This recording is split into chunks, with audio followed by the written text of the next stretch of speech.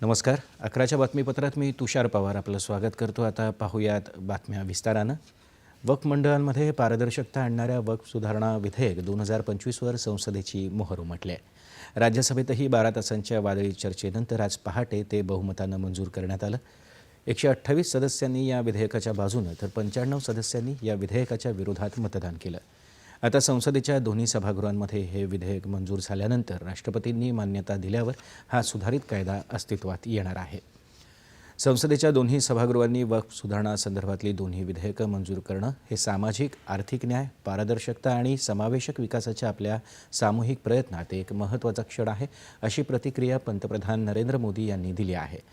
जे दीर्घकाळापासून दुर्लक्षित राहिले, त्यांचा आवाज नाकारण्यात आला आणि ज्यांना संधींपासून वंचित ठेवण्यात आलं, त्यांना हा सुधारित कायदा सहाय्य करणारा ठरेल असा विश्वास त्यांनी व्यक्त केला आहे.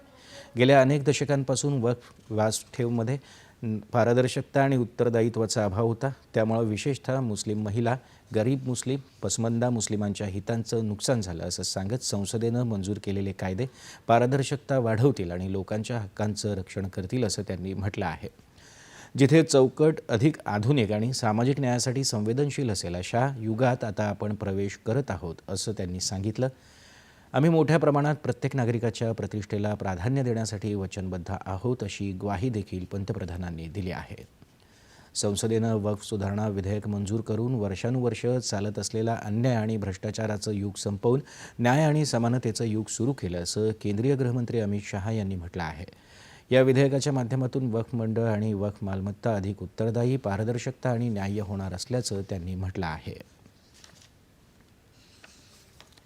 वक्फ सुधारित कायद्याचा कोट्यवधी गरीब मुस्लिम